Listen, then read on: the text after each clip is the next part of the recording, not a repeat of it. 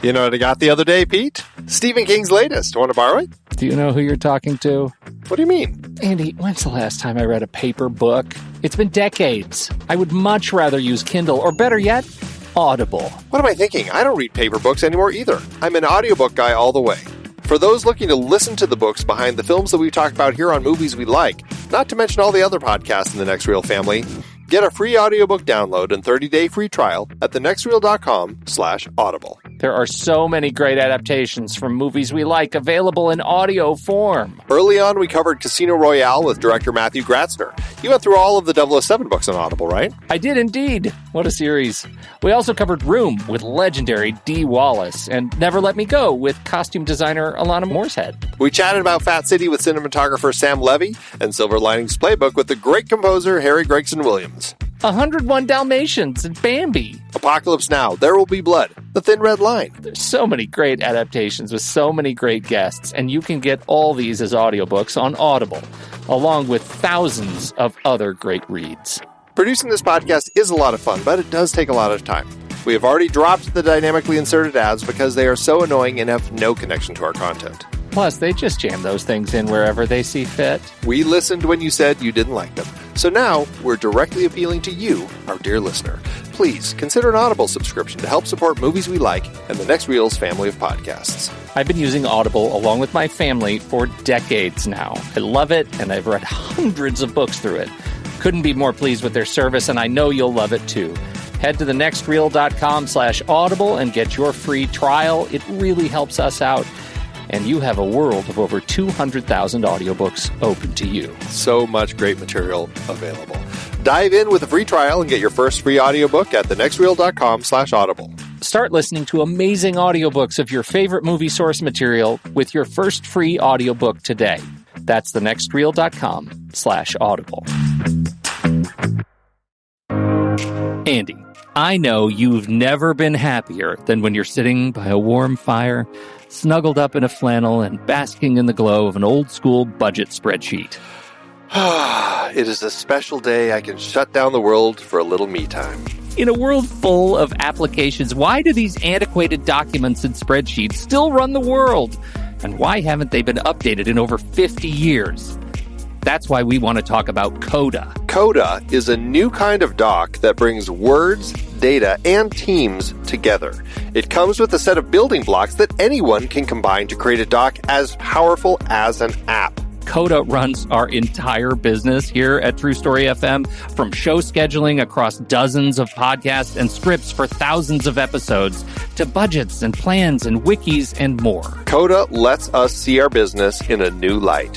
If you'd like to shine a light on productivity in your business and save money along the way, check out Coda today at thenextreel.com/Coda.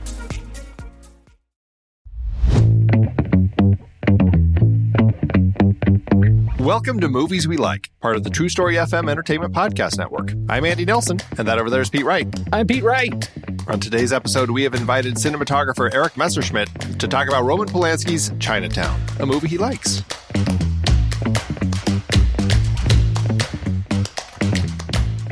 Erik, welcome to the show. Hi, guys. Erik. We are thrilled to have you joining us, thrilled to talk to you and to talk about this particular movie, which has long been one of my favorites, so I'm very much looking forward to digging in. But before we do, let's talk a little bit about you.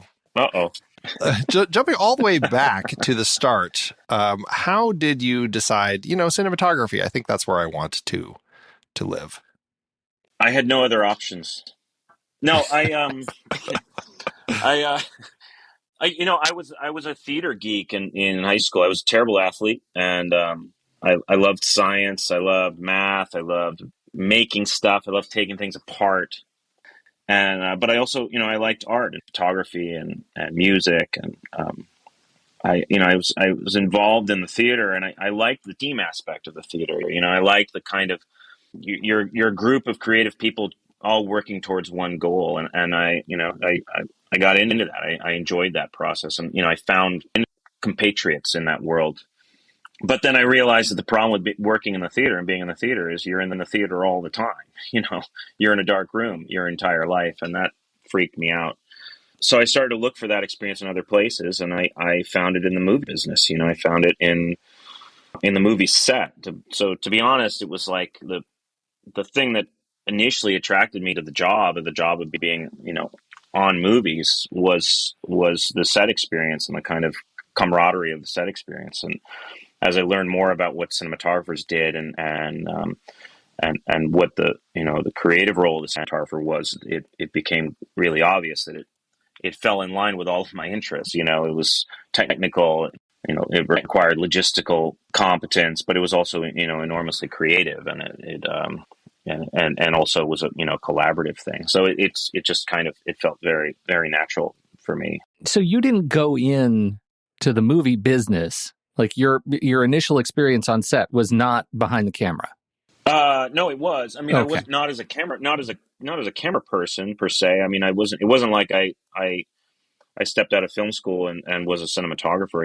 I matriculated. I went to film school, and I was one of those overly ambitious and excited students. And I started to work. I started work as as production assistant, as a grip, as an electrician on low budget movies. These were not big movies. Low budget horror films. Independent dramas. And I went to school in Boston, where at the time anyway there was a lot of that. There was a lot of opportunity for 20-year-old kids who were overjoyed making $100 a day to carry sandbags. So that was kind of my entry, and then I moved to LA and slowly, very slowly, worked my way up. Well, it's definitely a process, like, climbing the rungs of the ladder, as it were. And I mean, you're right. There is a very strong technical aspect to the world of cinematography. Like, the camera is just the technology that goes into all of the parts of the cameras and the lenses, and especially with the evolution, I mean, pretty much through your career in film, of the digital camera, and like how that really kind of integrated into the system. I mean, finding the balance between the technology in the system and the creativity, like, do you find the draw to it because it is this fascinating blend of the two, and the way you get to kind of dabble in, all of the technology that goes into what's inside a lens, and the f-stops and everything, but also how that actually ends up reflecting into the captured image? I think the older I get, the more attracted I am to the idea of becoming a Luddite, to be honest. It's sort of like when I was in school, there's a problem, students, certainly when I was there, but I think it's perpetuated. Kids think it's all about the equipment. They really do. They think it's all about the stuff. And you read American Cinematographer magazine, you see these lighting diagrams. You're like, oh my God, if I had 18Ks, my stuff would be better. And you start to like associate equipment and expensive equipment with success. And and I used to think that just. That's kind of what the world, at least in the world of American cinema, tells kids, unfortunately, I think. And as I've gotten older and worked with more experienced filmmakers, that couldn't be more wrong. It's like, it is not about the equipment. It is about the ideas, as far as I'm concerned. And it's about the elegant use of the things that are available to you, and making sure that the resources that you've made available to yourself can support the film that you're trying to make, and making strategic choices around that. In terms of the application of technique, anyway, and like what I do, I spent probably the first 15 years of my career learning how to apply technique, learning from cinematographers. I was a gaffer for many years. I was an electrician, and I watched many cinematographers solve kind of the same problems over and over again. And they have this piece of equipment. Okay, so I'm in this situation. I'm going to apply this technique with this piece of equipment, with this exposure, with this color management, blah, blah, blah, and I'll get this result. And, you do that long enough, and you watch people work, and you sort of see how people solve those problems. And it builds your own kind of quiver for how you're going to solve those problems. Now that stuff is kind of more reflexive in my life, and I have a library of technical solutions in my head in terms of how I'm going to address certain things that I'm confronted with, I don't really think about it anymore. And I'm not excited about lighting. I don't get off on it. I'm not interested. It's not like, oh, great, what do I get to do? It's like, oh, fuck, now I got to put light on the actor's face, so it's like, it's not the thing that interests me about cinema, really. Yeah. It's like the thing that interests me about cinema is telling a story and figuring out the most elegant or interesting way to approach that given project with that director, and then you apply the technique as needed. I think it's so interesting, and I wonder if you reflect on, because you work with, I don't know, it's probably not fair to use this word, but by comparison, I'll try it. Austere filmmakers like Fincher and Michael Mann. You've got Ferrari coming up, and you also, you were on the crew for Ant-Man, right? So you've got Marvel in your on your belt. I'm curious how, because everything we read about behind the scenes production of these huge Marvel movies is, oh my God, look at the whiz bang tech that they've put in place to make the visual effects really shine. And I'm curious how you reflect on how that experience compares to working in more sort of intimate productions that have, the same sort of reputational weight, or if not more, as those productions with, that come out as big blockbusters. Well, look, I don't fault blockbuster visual effects driven films for using visual effects to tell their stories. If you're going to take somebody to space, or someone's going to be flying around in a spandex suit, you have to apply the technique that's appropriate for that. I'm certainly not going to stand on the soapbox and say that whatever I'm doing is better or more important than that, or what have you. It's like, I think, not to suggest that I wouldn't do it again, or I wouldn't, I'm not interested in those kinds of movies, but there's an element of the kind of cookie cutter process of like, okay, now this person isn't standing on the front of that green screen. We have to put a platform for them because they have to look down at the monster that's over here that's actually a tennis ball. And you sort of like, it ends up becoming very much a kind of paint by numbers application of technique that is just not that interesting to me. Fundamentally, it's like there's all sorts of things that we have to do to solve those problems, and they're challenging and can be interesting, but you're and most of the time, and I don't want to overgeneralize, obviously, because I think some of those movies can be really enjoyable and fun for the audience and also for the filmmakers. But for me, it's sort of like I need more than that in my life. But my time on those types of projects, and my time on really big productions has informed all sorts of sort of automatic skills that are really that have helped me enormously, especially with David Fincher. It's like, when David and I do a movie together, there is no visual effects supervisor. He and I are doing it, and we're making those decisions. And it's if I hadn't had that kind of experience over the years of learning how compositors work, and how when LiDAR is appropriate, and when you can use photogrammetry and all these different visual effects techniques, I wouldn't have that skill. So it's like every experience you have contributes to your own working practice, and I love that part of the movie business, but I would never claim that like one thing is better or worse than the other or whatever. It's like you go through life and you accumulate experiences.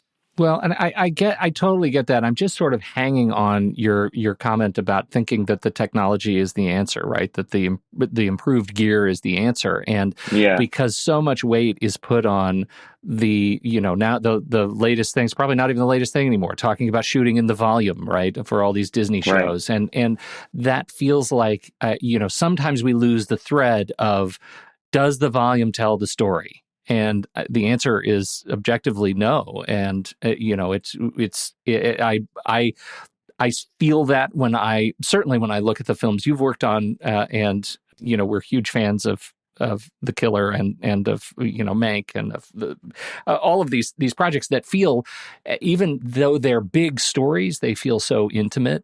And I feel like I'm present, and I've never really, the volume doesn't make me feel present sitting by the fire with Boba Fett or whatever. And I still love those projects. Like, I'm a nerd too, right? I'm not a savage. Well, yeah, I mean, look, it's the problem with that stuff is the technology ends up sucking up all the air in the room, and by the way, the volume's not a new idea.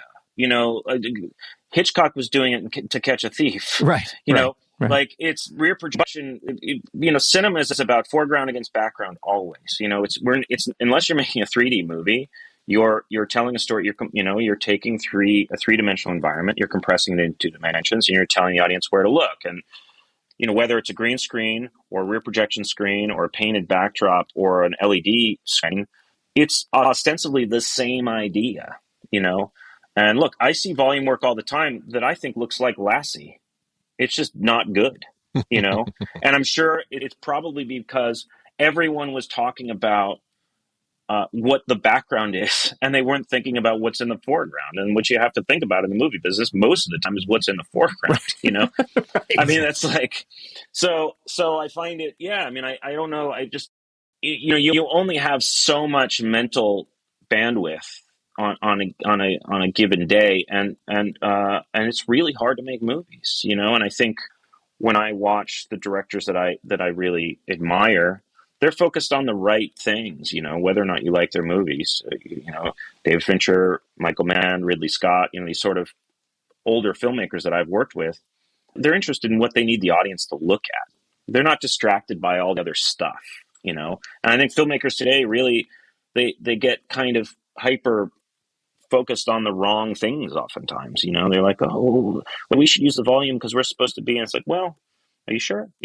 So, yeah, I mean, look, it's, sometimes I see, for foreign films, or I was, at the Cameramatch Film Festival last week, and I saw some movies that were made with very little money that are incredibly effective because they use the camera in a really elegant and kind of economical way, and they spend the money on the things that are essential. And when stuff can be told in close-ups, it can be told in close-ups. It's like, it's not, I don't know. So yeah, fuck the equipment. Doesn't matter. Well, and it's not our objective is not to never get you a Marvel job again. So, no, it's okay. You're doing fine. And I think you're right. I think there are times where filmmakers get lost in all the toys, because I mean, and that's, it's kind of a pejorative description of everything that goes on in the film industry, because it does create magic. But the idea is like, there is all of this constant evolution in new technologies within the industry to do this new thing and that new thing. And I mean, David Fincher is a perfect example of a director who understands, like, there's always these things that you can be doing, but it's understanding, like, don't just do it for the sake of doing it.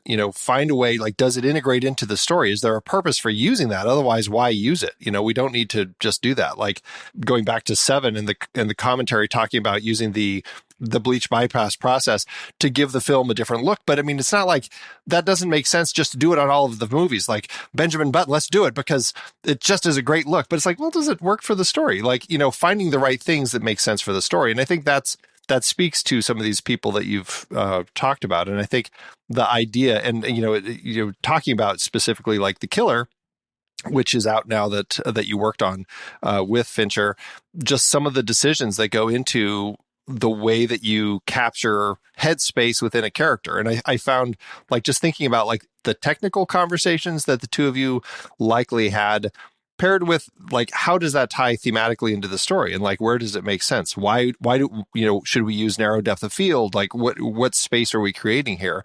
In the conversations that you have in that film specifically, like, what are some of the driving decisions that you have to kind of get into Fassbender's character's headspace for that story, which is such an important part of the story? For me, the conversation, at least on this movie, but I mean, the most interesting conversations are always scene structure and structure of the overwhelming structure of the movie and how we're going to tell the story. What grammar are we going to utilize? What's the pace? What's the speed? How, what's the integration of sound? I mean, that's a funny thing on this movie. It was, we had lots of discussions around, okay, what are the things we need the audience to see? And what are the things that they can hear that we don't need to show them?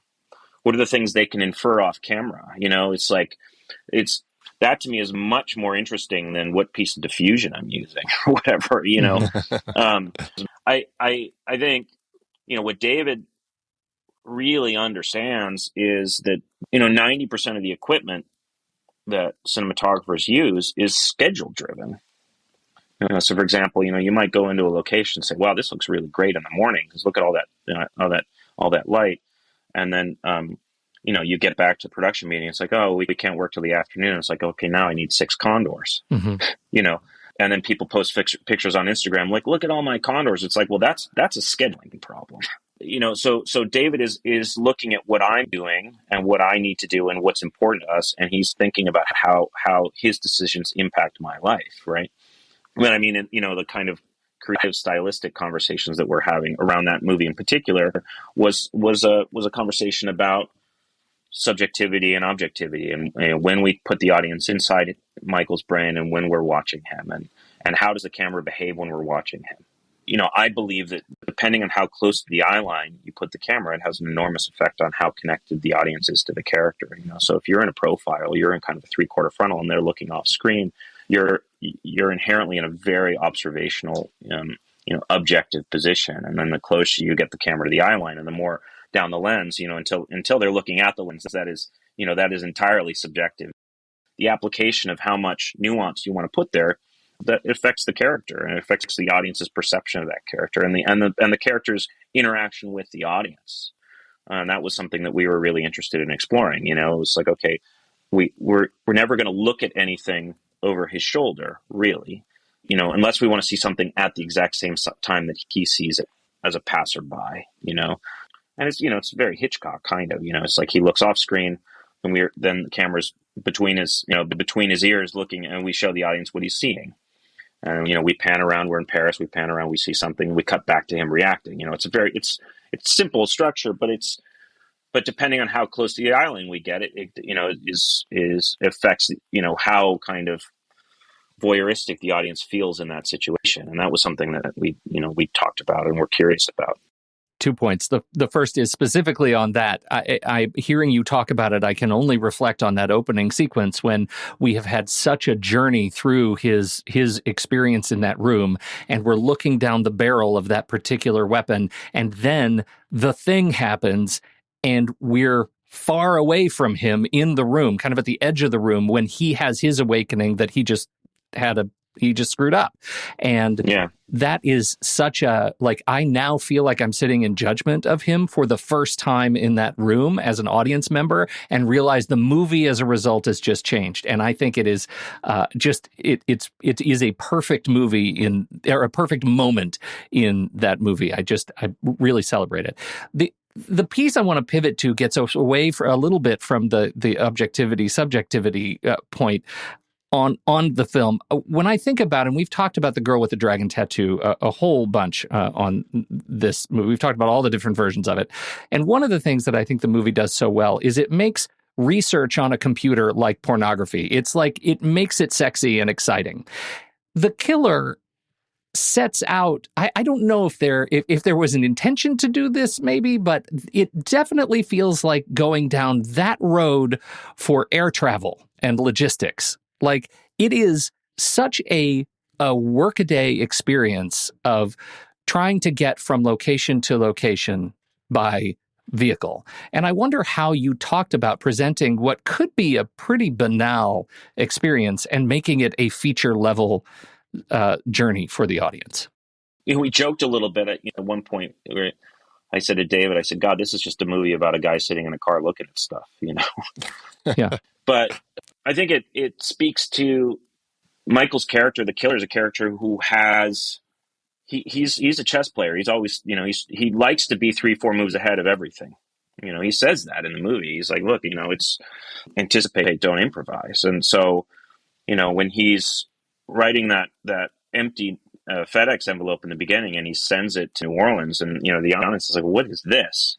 And then you realize, oh, that's how he's gained entrance. He's thinking 3-4 moves ahead. Okay, I have to go here. There's a door. I have to figure out how to get in. And we're constantly trying to show him anticipating until he can't anymore. And then when he's in a situation of improvisation, and he can't, he's on his back heels. The camera is kind of loose and confused and out of place, and then the opposite happens when he's in control, but it is very much, okay, A to B to B to C to C, he's connecting the dots constantly. And we're, hopefully you see him thinking about it consciously about what, we're sort of setting the stage, and then watching him go through it. Same thing when he's following the brood and he goes to the strip club and he watches them go inside, and now he knows that they're going to be gone for a bit and they're going to come back, so he's going to go back and hide. Or he's driving, he's following Leo in the taxi, and he's in the car, and then suddenly he's in a taxi, and the audience, hopefully we want the audience to be like, hold on, he was just in his car, why is he in the taxi? And then he gets in Leo's taxi, he drives away, and then after he shoots him, spoiler alert, he walks to his Jeep, and you realize, oh, he's had this plan the whole time. He's left his car there, So it's like a constant thing in his life of like, okay, this is how I'll deal with this. I'll go do that. And it's, it's janitorial for him in a way. So, yeah, I mean, I think you're right. It's not a planes, trains, and automobiles thing, but he's using the tools at his disposal. He's like, okay, well, I got to rent a car now. It's also why watching this movie closely, seeing it, like, it makes rewatchability really exciting because there's something new on every watch. Like, it took me the second watch to realize that was his Jeep after the Leo sequence. I was like, I just thought he was walking down a neighborhood street, but you totally get that. And mailing the FedEx envelope to himself, that's a second or third time note, which is, I think makes the movie really, really smart. Thank you. Now you have coming out very shortly, Michael Mann's Ferrari that you worked on, which is, another biopic you did Mank with Fincher already. Transitioning to like that type of story, I mean, you're obviously having similar sorts of conversations. It's all about the story. It's all about how are we going to tell this story? But do you find a different angle that everybody, including you, are approaching when it comes to one of these stories that is based on, actual events and characters? There's always that balance between historical accuracy and effective drama in cinema. But there's also the reality that there is no such thing as a true objective documentary. The camera by nature is a subjective tool. It's an exclusionary tool. It restricts your vision. In the case of Michael, anyway, he's looking at the dramatic portions of Enzo's life, and this film is a very, quite literally, just it's not really a biopic. It's 3 months of his life, and you're supposed to kind of come in, and hopefully you don't know anything about Enzo Ferrari, but you immediately kind of get a sense for who this person is, that this person is important in their community, that they have political influence, that they have social influence, that they're he's an employer. But he's also obsessive and a bit mad and very focused on ambition and success, and it's sort of like the movie, I think, is more kind of a portrait about those characteristics than it is about, okay, now you're going to sit down for 2.5 hours and learn about the life of Enzo Ferrari. It's that those movies exist already, and I don't think that's really what Michael was going for. I think he's like, look, here's a really interesting kind of maelstrom of dramatic stuff that's happening in one person's life that tells a story about really how this brand came to be and why it's so sort of chiseled in modern human history as being important. It's because of this kind of very strong personality behind it all. But it's, yeah, I mean, I think in the case of like historical accuracy and making sure that we maintain the integrity of something that a lot of people really care about, we're paying enormous attention to that, obviously. In the scope of a film dealing with a lot of car racing and stuff like that, there's obviously, I mean, we've only seen the trailer. It's several weeks or over a month before the film is going to be released. It seems like some of the accidents and stuff, there's some digital creations and stuff like that. But in the scope of crafting complexities with car races and stuff like that, in the scope of what you're doing, like, do you find, like, what sort of tools, like, how do you end up integrating camera into decisions that you're making with that? Like, we've all seen plenty of car racing films. Like, is the camera going to be in the car with the person, kind of attached to the car, floating, behind the car? Like, decisions in figuring out how you're going to put that sort of thing together in new and interesting ways. It was all the volume, wasn't it? It was just all the volume. Yeah, none of it's real. No. That's right. Well, look, first of all, it's all real. Okay. At least the car, there is no green screen, there's no volume, there's no car process. We shot the cars on the roads in northern Italy. We're not in Atlanta, faking Atlanta for Italy. We're not doing any of that. But automotive racing has a long history in broadcast and visual storytelling. You go back to the early days, and Michael had a lot of this stuff. He had amazing historical records, newsreel footage, kinescope recordings of 16 millimeter races in the in the early 50s. He had, newsreel footage of crashes, lots of stuff. We had all that to pull from. And what's interesting when you really dig into it is you watch the kind of structure of visual storytelling when it comes to sports evolve. Now when you watch Formula One, you have a very effective camera methodology in terms of telling the audience who's in front, where the overtakes are. They have done. There's enough history in terms of how these stories are told that the storytellers learned how to tell those stories to illustrate a very specific thing. In the case of Formula One, who's in the lead, But that's a very singular sort of distilled down goal of a visual storyteller. That's not necessarily in line with what we were trying to do with Ferrari. The cars are an allegory for the character in a way. Who's winning, who's in front, who's in the lead is important from a plot standpoint, but thematically it's sort of less important. What I think Michael really wanted to illustrate was, look, these were death machines. This is an incredibly dangerous occupation with a high mortality rate, and these are people that are willing to risk it all for greatness. And how do we put the audience in that environment so that they really understand the gravity of the decision making that goes into someone getting behind the wheel and saying, "Yeah, I'm going to go, and I'm going to brake later, and I'm going to win."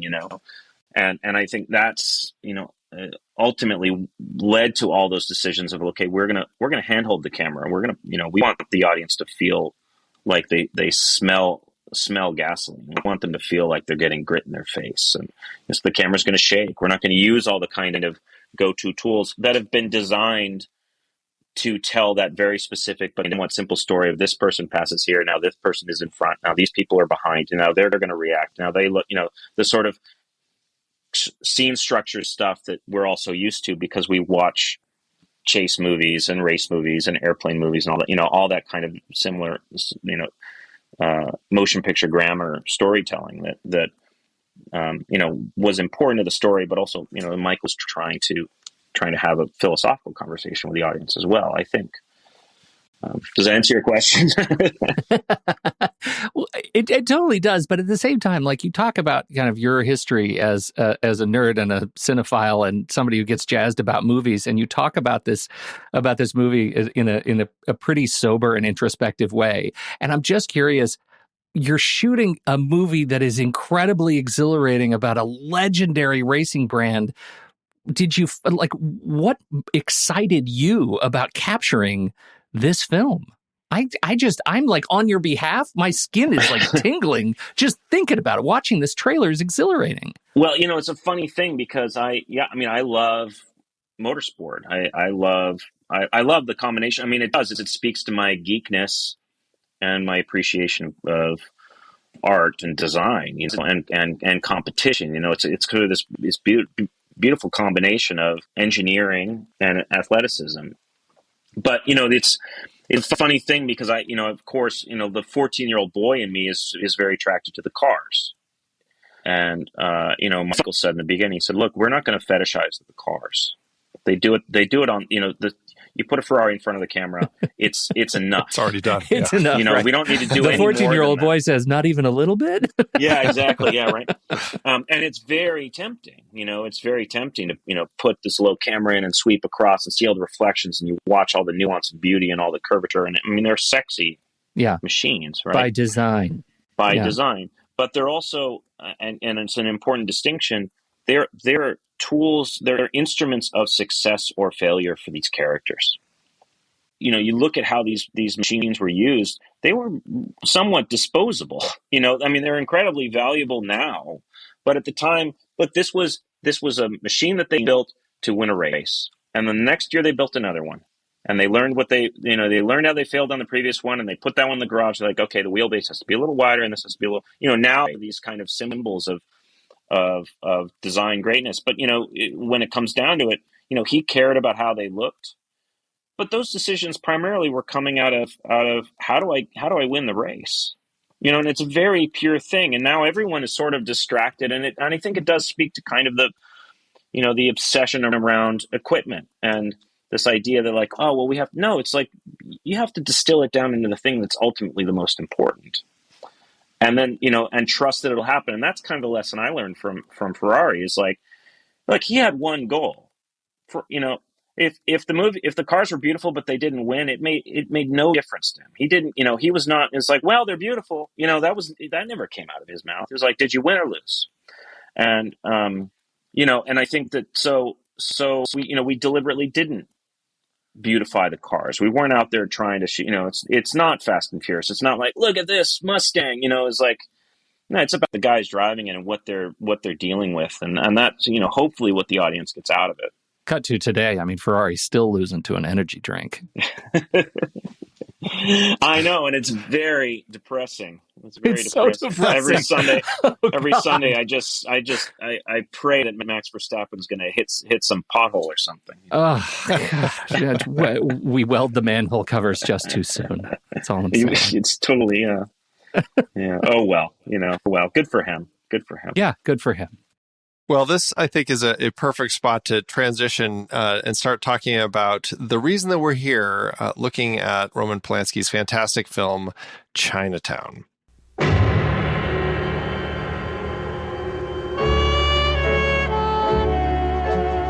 Los Angeles, 1937.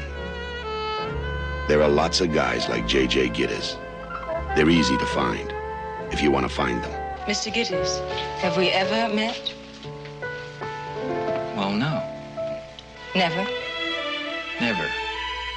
Since you agree with me that we've never met before, you must also agree with me that I've never hired you to do anything, certainly not spy on my husband.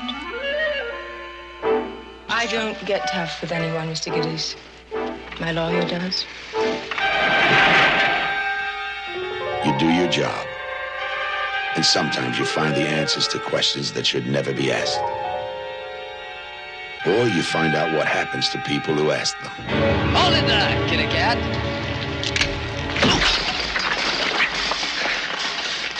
You get tough. You get tender. You get close to each other. Maybe you even get close to the truth. Jack Nicholson and Faye Dunaway in a Robert Evans production of a Roman Polanski film, Chinatown.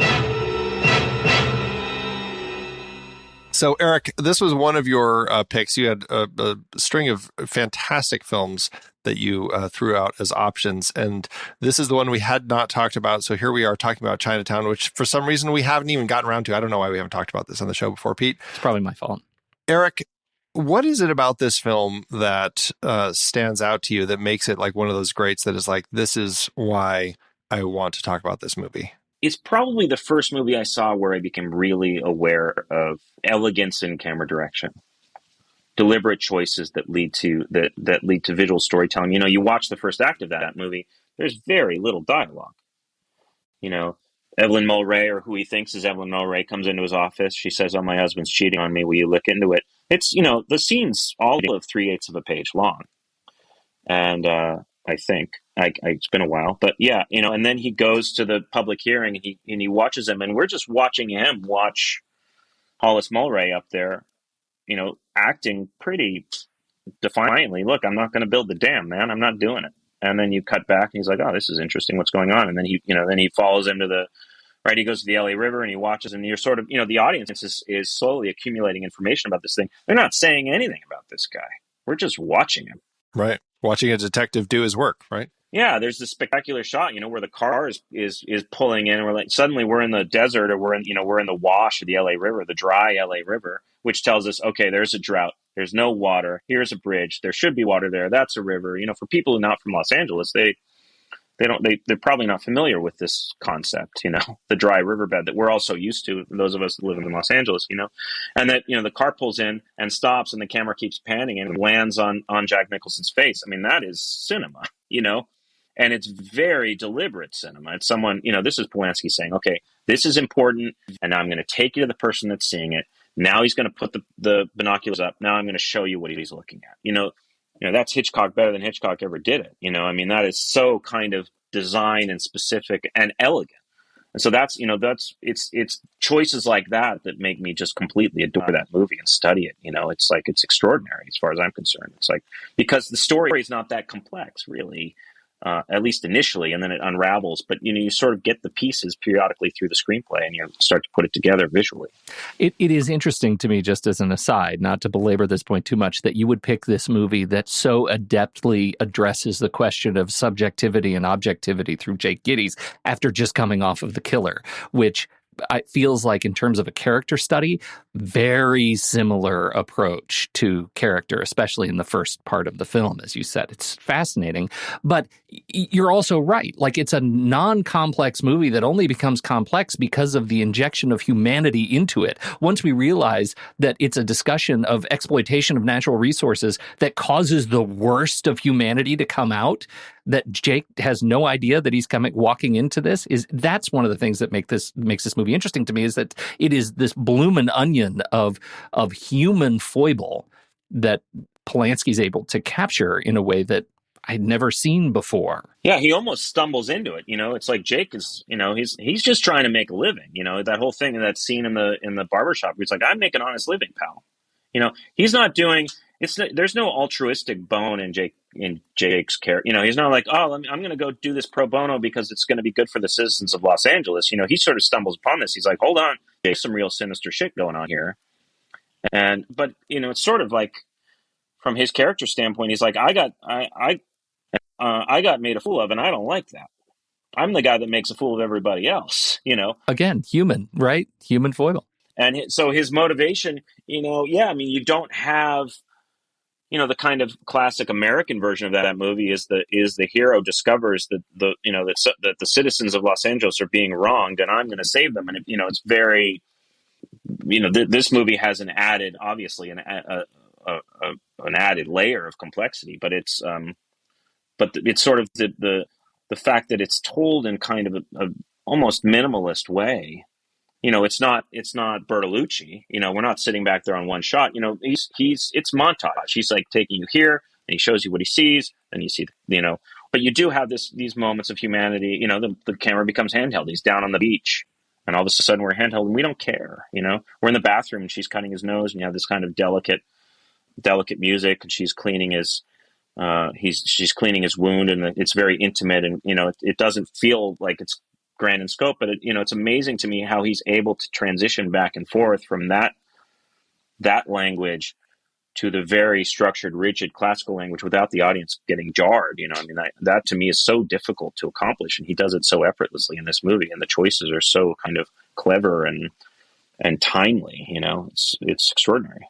Yeah, it really just struck me with on this viewing of just the way that the story flows so smoothly from those initial the initial investigation, as you're kind of following Gittes as he's doing the investigation.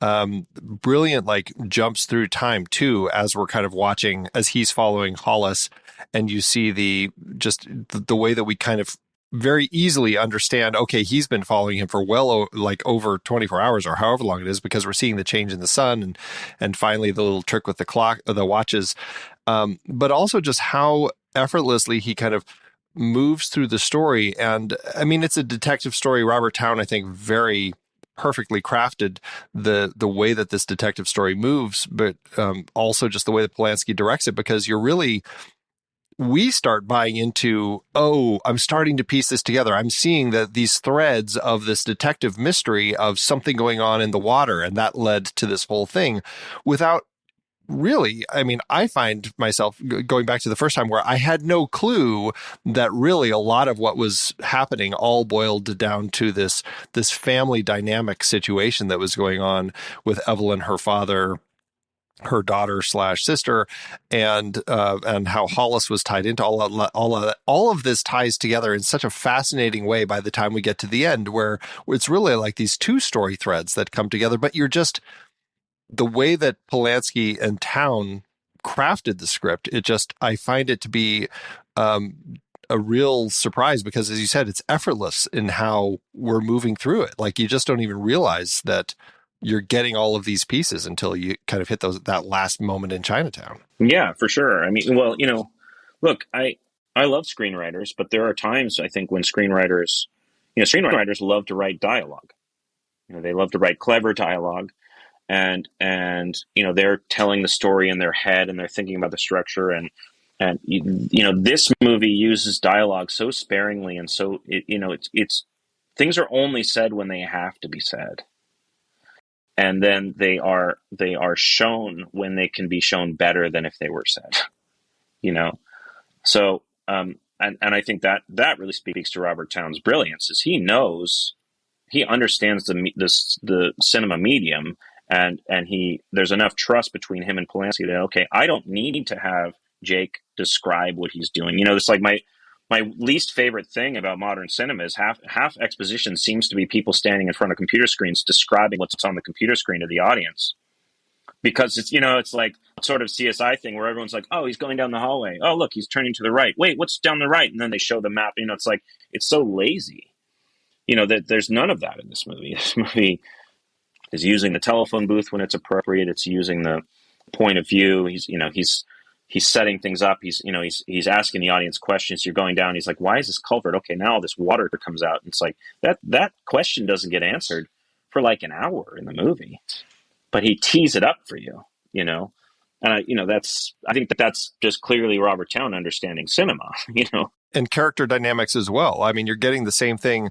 Like, we're getting such little bits of Gittes and his relationship with all of the people that he knew from the force back when he was working with them, right? It's never spelled out, but every time he's with them, like, and going back to that culvert is a perfect example. When he brings them all down there to show them, like, this is where, I mean, obviously it's not happening now because we're not here in the middle of the night, but like the first thing that we get in that scene is the one who's in the officer blues. He just kind of scoffs at him. He's like, like, just completely doesn't buy into any of this. And that's all we get from that guy as a character. What are you talking about? We're in a drought, man. Yeah, it's like, what they're not dumping water. There's no water. Yeah, it's such brevity and simplicity in the way that Towne crafts those relationships. So we don't need any of that spelled out. Like, we get it all through the dynamics of how those characters are all interacting. Right. Yeah, no, exactly. And I think it also, it makes the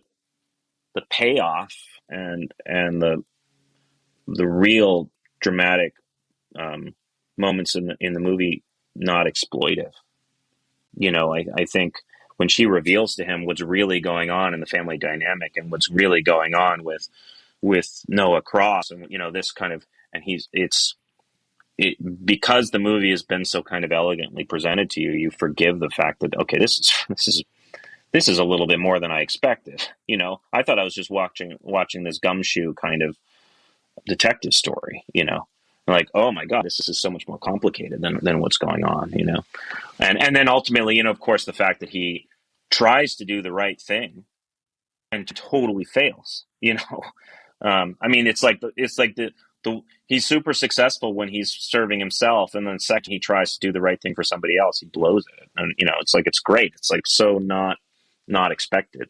Yeah, it's interesting to talk about it in that light, because this is a movie, and it's one of the things that I think we like to talk about is how much does the writer and director, really, but the writer, in the case of some of the things we're talking about, trust the audience, and to the extent that they're able to let go of things that we just really need the audience to understand. Did they really turn right at the end of that corner on that computer screen, versus can we just trust that they get it because they're watching it?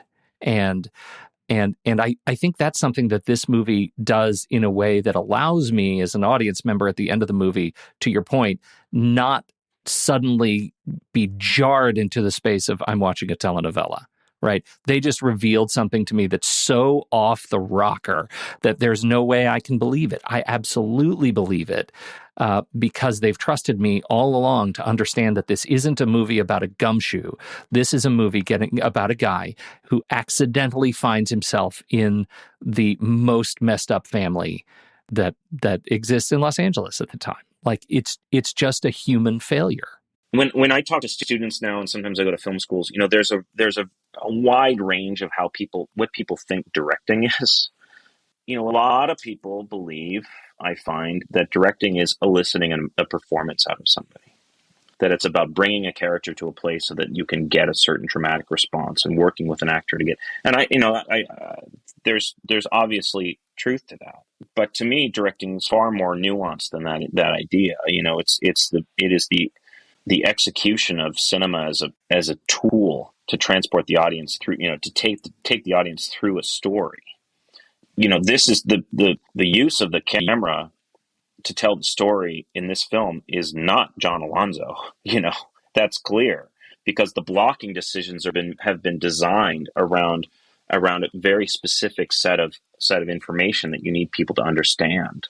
That's clearly Polanski and Robert Town, understanding, okay, we need you to see this. Now this is going to happen here. But it's also, he's making on the fly decisions in terms of how he has to cover information. You can tell it's not like the whole movie wasn't storyboarded either. He's allowing the kind of the film to flow a little bit when it has to. And then he pulls the reins back when he's like, oh, no, I just need you to see the following things. Like the good example, I think, is the scene when he goes to meet Robert, when he goes to meet Noah Cross for lunch, and he sits down, and Jack Nicholson stands up. He says, "I'm out of here. This is not what I signed up for."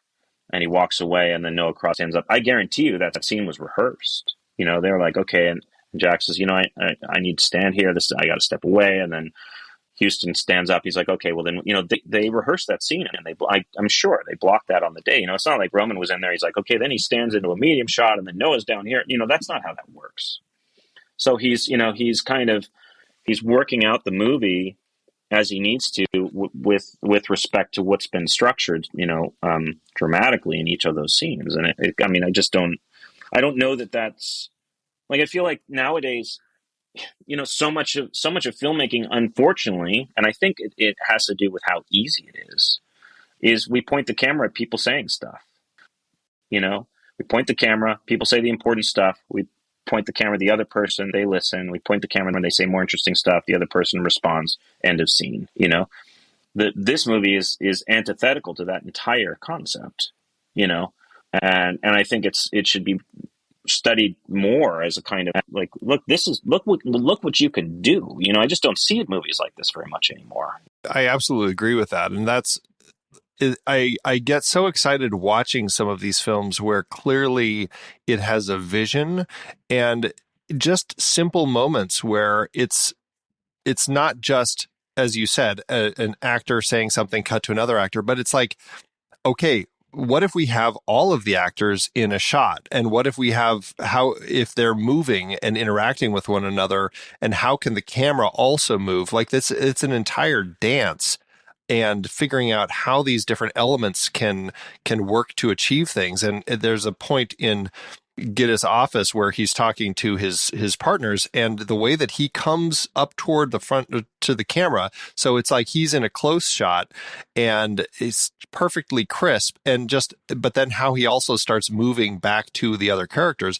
like you're allowing the story to actually do something else. And that is something that I think you're right. I think there is this ease in, I don't want to just blame it on digital filmmaking, but I just think it's an ease in the ability to just put stuff down as quick as possible now, where people aren't necessarily taking the time to really conceptualize, well, how can we map this entire conversation out in an interesting way where characters are moving, the camera can be moving, and it creates this different energy that I think, I don't know. I find that's one of those things that when I'm watching a filmmaker who really understands the tools and how to integrate those things into it, I get excited by it. And Polanski, certainly, when I look at any number of his films through the 70s and before and after, I find that he is one of those people who enjoys like playing with that.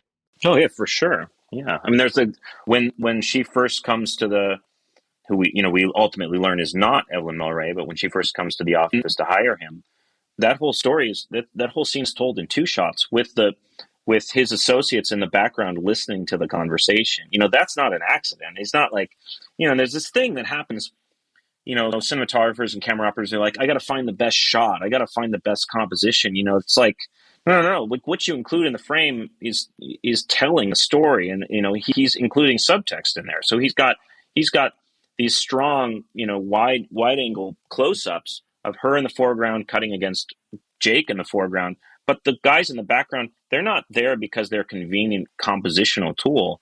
They're leaning in and saying, okay, what's going on here? Hold on, I have to. So you get something else from the story because you're watching their reaction to what she's saying. They're a little bit out of focus, but it's like nowadays would be like, oh, let's shoot anamorphic, shoot it wide open so that they're super soft because it's the most beautiful thing, and that doesn't serve the story. He's making a very deliberate story-driven choice, and I think that's everything in that film is it's story-driven. It's not aesthetic-driven.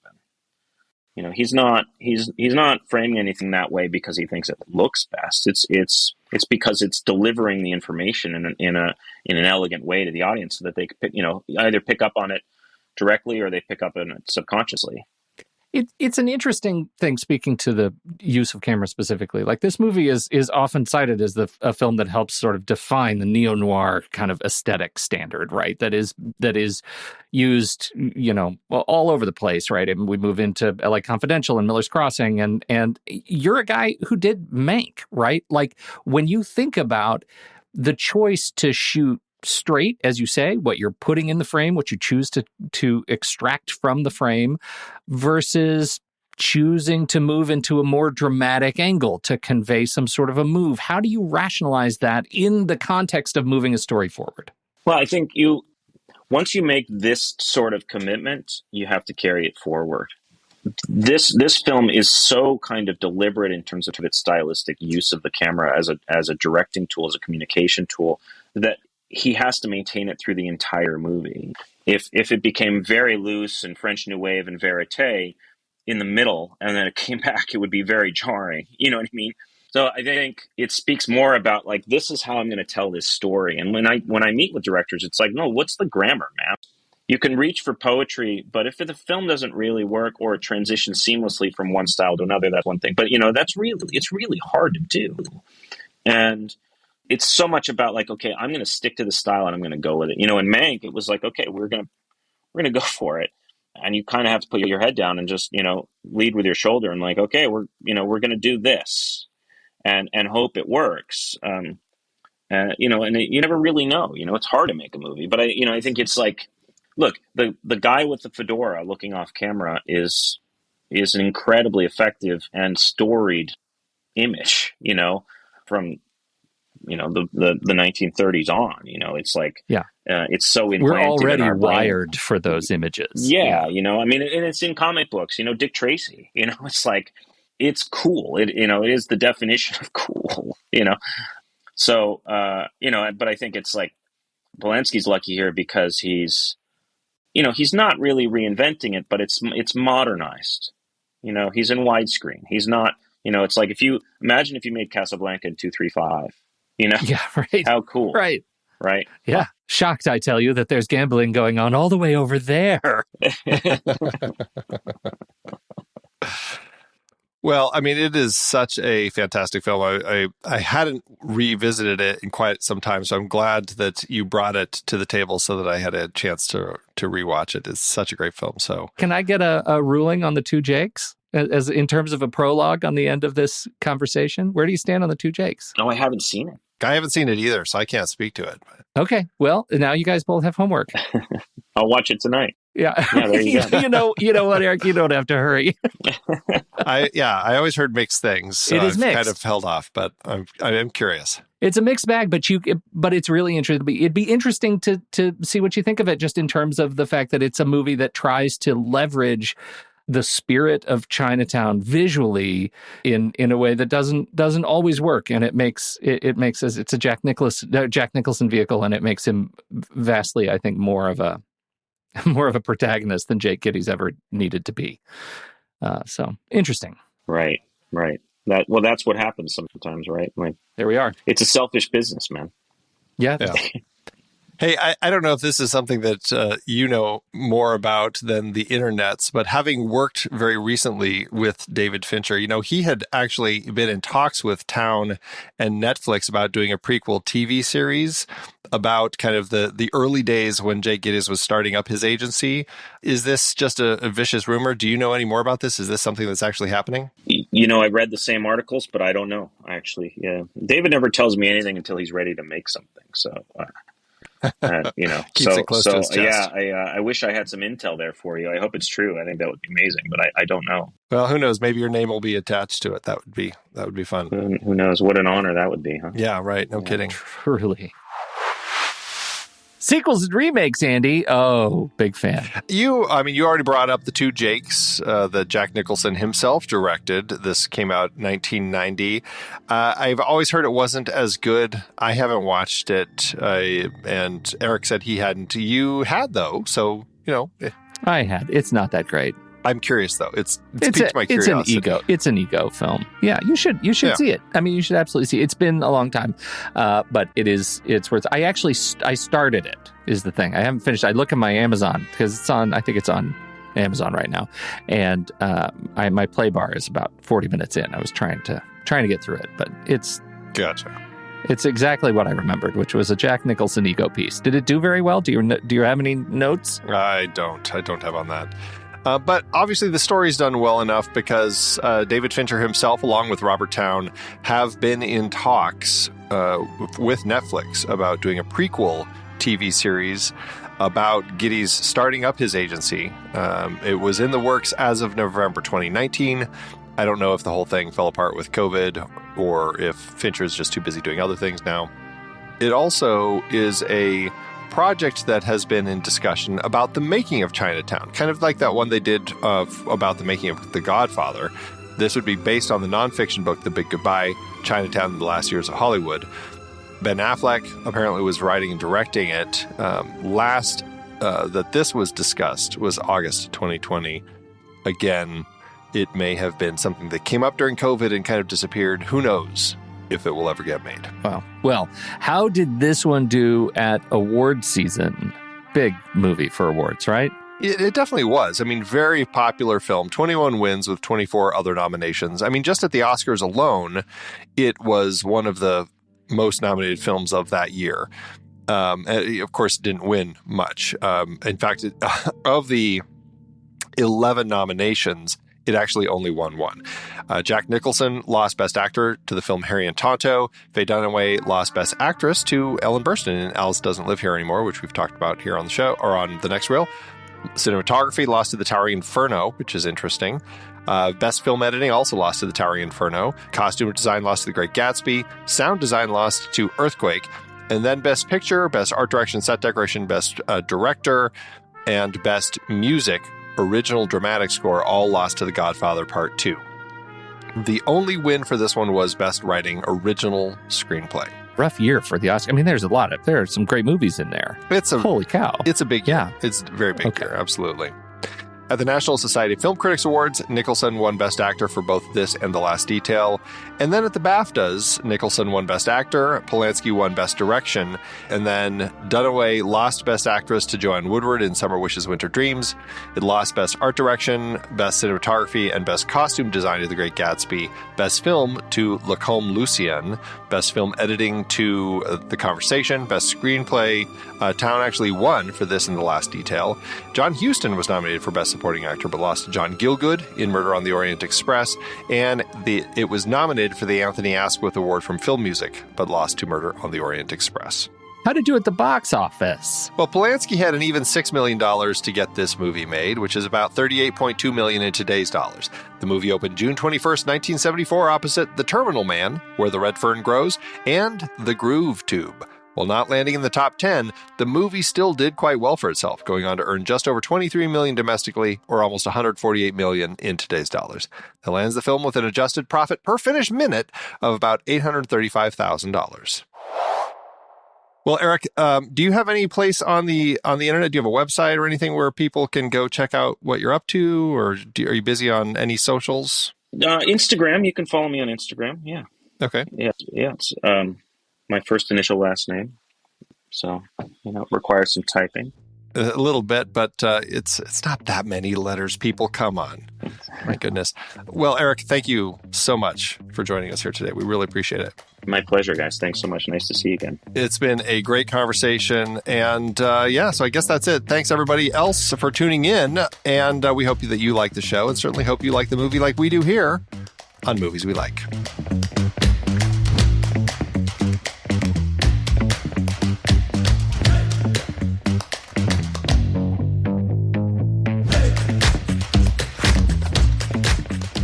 Movies We Like is part of the True Story FM Entertainment Podcast Network. The music is Chonk Clap by Out of Flux. Find the show at truestory.fm and follow us on Facebook, Twitter, Instagram, Threads, and Letterboxd at The Next Reel. And if your podcast app allows ratings and reviews, we certainly appreciate it if you could drop one in there for us. See you next time.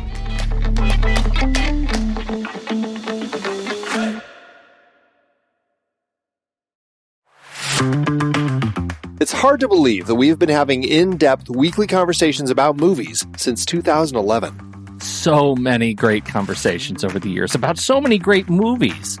All that said, producing this show week after week requires a ton of work behind the scenes. Becoming a Next Reel member gives you access to all sorts of additional and exclusive content. Plus, you're helping us keep the lights on. Just head to thenextreel.com/membership, where you can learn more about becoming a member, which costs a measly $5 a month, practically the same as one fancy coffee drink. And you get so much more. Every month, we record a bonus episode exclusively for members. Those episodes cover movies from whatever series we're covering at the moment, or add to previous series. Some movies we've covered that only members get to hear us discuss include The Blues Brothers, The Russia House, Naked Lunch, Independence Day, The Hot Rock, and Relic, the better one.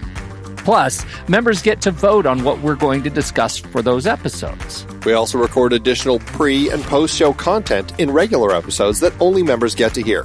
Like conversations about similarly themed movies. And answering listener questions from our live member chat. Speaking of our live member chat, we record almost all of our episodes in Discord, where members can chat right along with us live. Members get access to other members-only channels in our Discord community as well. On top of all that, members get all episodes a full week earlier than everyone else in a private Next Reel feed just for them that includes all the shows in the Next Reel family. The Next Reel, the Film Board, Movies We Like, Sitting in the Dark, and more new projects on the way. To top it all off, members don't have to listen to ads. We've already eliminated those annoying, dynamically inserted ads that, let's face it, we all hated. We are listening to you. We love podcasting for a living, and those ads help to pay the bills. Now, we're counting on you, dear listener. We promise. We aren't going back to those terrible, dynamically inserted ads that don't relate to us at all. All we ask is that you consider supporting the Next Reel family of podcasts with a membership. Again, it's $5 per month or $55 per year. Just head to thenextreel.com/membership. thenextreel.com/membership. Get your access to early, ad-free episodes with bonus content, member bonus episodes, and access to member channels and live streams in Discord by signing up today.